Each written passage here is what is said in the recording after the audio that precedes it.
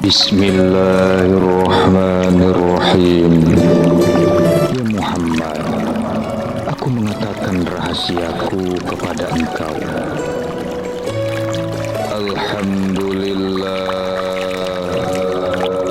Ya Muhammad, aku memuji diriku. Rabbil alamin. Ya Muhammad, pekerjaan zahir batin itu aku jua. Ar-Rahmanir Rahim. Ya Muhammad, yang membaca itu aku jua memuji diriku. Malik Yaumiddin. Ya Muhammad, engkau adalah ganti kerajaanku. Iyyaka na'budu. Ya Muhammad, tiada lain aku kepada engkau. Wa iyyaka nasta'in. Ya Muhammad, tiada lain engkau dari kepadaku. Ihdinas siratal mustaqim. Ya Muhammad, tiada yang tahu melainkan engkau juga yang mengetahui. Siratal ladzina an'amta 'alaihim. Ya Muhammad, sesungguhnya sekalian yang ada ini karenaku dan kekasihku. Ghairil maghdubi 'alaihim. Ya Muhammad, tiada lupa aku, maka umatku sekalian aku katakan rahasiaku. Waladdallin. Ya Muhammad, jikalau tiada kasih aku, maka tiada engkau dan tiada pula rahasiaku. Amin. Ya Muhammad, kamu adalah rahasiaku, dan adanya aku ialah adanya kamu, dan kamu tiada lainnya. Membicarakan isi dalam kitab berencong ini karena sebab musabab yang pembawa kitab berencong ini sudah jelas lawan kita. Awal mulanya adalah Datuk Nuraya. Datuk Nuraya itu membawa kitab, di taruh kitab berencong ini di suatu wadah. Tepat di hari raya Idul Adha, maka di saat hari raya itulah Datu yang pembawa kitab berencong ini adalah Datu Nuraya. Kenapa disebut Datu Nuraya? Karena Datu ini di hari raya itu wafat menimbulkan nur.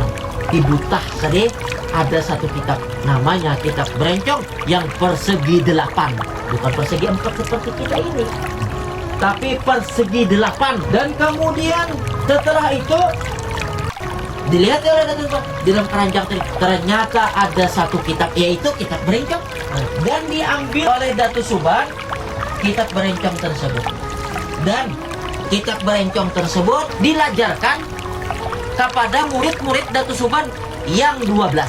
Kemudian orang Palembang, namanya Datuk Abdus Samadnya Datuk Sanggul, nah datang dari Sumatera itu berlayar. Sebelum datang ke Borneo atau ke Kalimantan ini, Datuk Sanggul atau Syekh Abdul Samad itu tersebut dari Palembang tadi itu mendapat wangsit petunjuk kepada kita hendak menyempurnakan ilmu, datanglah ke Borneo atau Kalimantan Selatan. Tempat wilayahnya adalah Rantau Munggutayu Tatakan. Nah, sesuai alamat itu maka berlayarlah Datuk Sanggul yaitu Syekh Abdul Samad al Palembang. Itulah Datuk Sanggul. Nah, jadi diberi gelar Datuk Sanggul itu sudah berada di rantau. Jadi beliau itu menjadi murid yang ke-13 oleh Datuk Suban. Jadi muridnya Datuk Suban ini jumlahnya 13 orang, satu pendatang, orang benua asli 12 orang. Kemudian kitab berencong ini dipelajari oleh Datuk Suban. Setelahnya itu diwarisakan kepada Datuk pendatang tadi. Datuk nang sanggup menerima kitab berencong ini nih, si pendatang, yaitu Datuk Sanggul atau Datuk Abdul Somad al Palembang ini nih, nang sanggup menerima kitab berencong. Tapi beramanat akan daripada Datuk Suban, wahai muridku yang 12, kalian jangan merasa kucil hati Jangan kalian merasa kecewa. Kitab ini aku serahkan kepada murid yang pendatang ini, yaitu dari Abdul Somad tadi, Syekh Abdul Somad. Datu Sanggul inilah penerus aku, dan kalian minta petunjuk ilmu kitab berencong, maka batawasulah kepada Datu Sanggul. Maka datanglah akan Datu Sanggul memberikan bimbingan ilmu. Kemudian setelahnya itu kitab berencong itu mendapat wasilah. Artinya wasiat ini dipindah tangan separuh tawan Datu Kalampayan di Mekah. Waktu itu diberi di Mekah separuh. Tapi setelah datang itu tadi riwayat kitab berencong ini, setelah itu datang Datu Kalampayan tadi mengambil kitab sepanggalnya tadi di Muning Tatakan atau Rantau tadi, maka di saat itu pula berpulang ke rahmatullah akan Datu Abdul Somad atau Datu Sanggul atau Datu Abdul Somad Al-Palembang itu berpulang ke rahmatullah di waktu itu. Lalu diambillah disempurnakan kitab berencong dan seterusnya diwariskan kepada orang-orang yang menerima ahli warisnya seperti kita sebenarnya. Nah, 4 rangkaian ini. Satu pertama Datu Nuraya, nama asli beliau Abdul Rauf, Syekh Abdul Rauf.